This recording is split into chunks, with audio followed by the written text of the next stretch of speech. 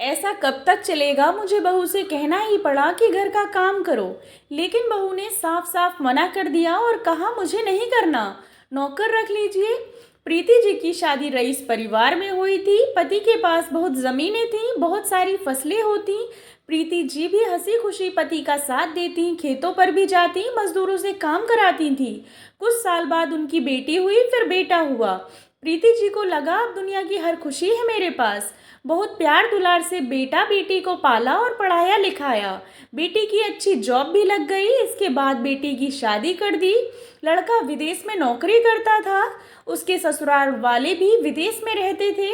बेटी की शादी के कुछ साल बाद प्रीति जी ने बेटे की भी शादी कर दी और सोचा इतनी सारी संपत्ति है, आगे की जिंदगी आराम से कटेगी। शुरुआत में बहू घर के काम नहीं करती थी। प्रीति जी अकेले ही सारे काम करती रही। सुबह उठकर झाड़ू पोंछा करना, नाश्ता बनाना, खेत पर जाना और घर लौटकर फिर खाना बनाना। बहू काम करना तो बहुत दूर की बात थी, एक गिलास पानी भी खुद ना लेती। कुछ दिनों बाद बहू ने रुपए मांगना शुरू कर दिया। मना करने पर आत्महत्या की धमकी देने लगती। मजबूरन प्रीति जी को रुपए देने पड़ते थे।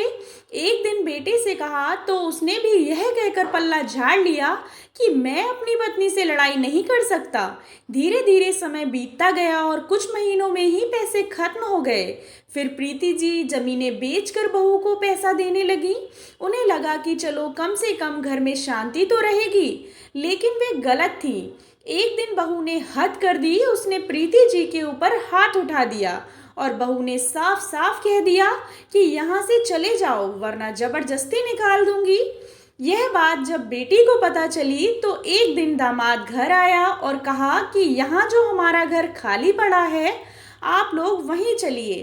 पति पत्नी बेटी के घर चले गए।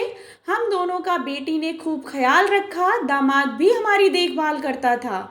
और एक दिन अचानक बेटी बोली कि अब वो यहाँ नहीं रहेगी, उसे अपने परिवार के पास विदेश जाना है।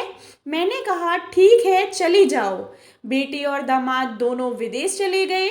बहू बेटे के व्यवहार से पति को गहरा सदमा लगा था। वे बीमार रहने लगे। कुछ ही महीनों बाद वे गुजर गए और प्रीति जी अकेली हो गई। कुछ समय बाद उन्हें फिर से बेटी की याद आने लगी। माँ हूं ना। उन्हें लगा अब बेटा बहू मान गए होंगे, प्रीति जी को उनके पास लौट जाना चाहिए। एक दिन प्रीति जी बेटे के घर गई। बहू ने उन्हें देखते ही दरवाजा बंद कर दिया। वह काफी देर तक आवाज देती रही, रोती रही, लेकिन उसका दिल नहीं पसीजा। रो रो कर प्रीति जी वापस लौट आई। उन्हें कुछ समझ ही नहीं आ रहा था कि कहाँ जाऊं।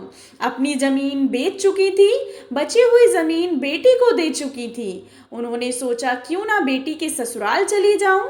वहां जाने पर बेटी ने भी मुंह मोड़ लिया और एक वृद्धाश्रम में भेज दिया। फिर ना तो कभी बेटे का फोन आया ना बेटी का। बेटा और बेटी ने सारी जमीनें लेकर लावारिस छोड़ दिया। पति की मौत के वक्त भी बेटा बेटी नहीं आए।